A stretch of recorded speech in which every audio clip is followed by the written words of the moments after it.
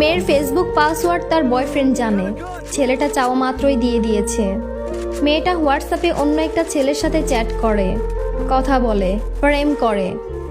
আমার বয়ফ্রেন্ড মেসেজগুলো দেখলে ঝামেলা করবে, ফেসবুকে মেসেজ করব না, যা হবে হোয়াটসঅ্যাপেই হবে।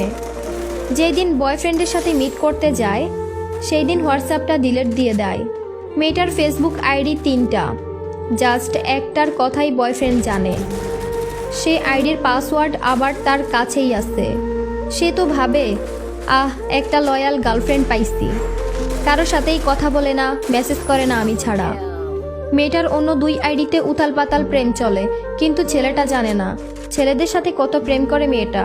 কিন্তু ছেলেটা জানে আমি একটা মনের মতো মানুষ পাইছি, যে মানুষটা অন্য কারোর সাথে কথা বলে না। আরে ব্রো, যার ঠকানোর চিন্তা থাকে সে কোনো না কোনোভাবেই ঠকাবে। তাকে আটকাতে পারবা না তুমি কখনোই, কোনোভাবেই না।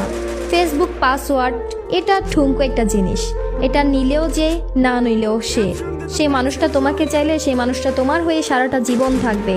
আর সেই মানুষটা যদি তোমাকে না চায় তাহলে তোমার হয়ে সারাটা জীবন কখনোই থাকবে না। 2 দিনের জন্য আসছে, 3 দিনের জন্য মজা নিচ্ছে, 4 দিনের দিন তোমাকে ঠিকই ছেড়ে চলে যাবে। সো প্লিজ জীবনের সলিড একজন মানুষকেই বিশ্বাস করো। ভুল মানুষকে বিশ্বাস করে ঠকে এত কষ্ট পাওয়ার কোনো মানেই হয় না। যে তোমাকে ঠকাবে সে তোমাকে এমনিতেই ঠকাবে। ফেসবুক পাসওয়ার্ড, হোয়াটসঅ্যাপ, ইমো এই সব কিছু না ভালোবাসার মধ্যে মেটার করে না। ভালোবাসার মধ্যে একটা জিনিসই মেটার করে, সেটা হলো যে মন থেকে ভালোবাসা, মন থেকে ভালো লাগা। এই সব কিছু পাসওয়ার্ড নিয়ে কোনো লাভ নেই, কারণ সে রাখতে পারলে 1000 জায়গায় রাখতে পারে। এক জায়গায় রাখতে হবে এমন কিন্তু ব্যাপারটা নয়। সো বিশ্বাস, ভালোবাসা এটাই হচ্ছে আসল, আর কিছু না।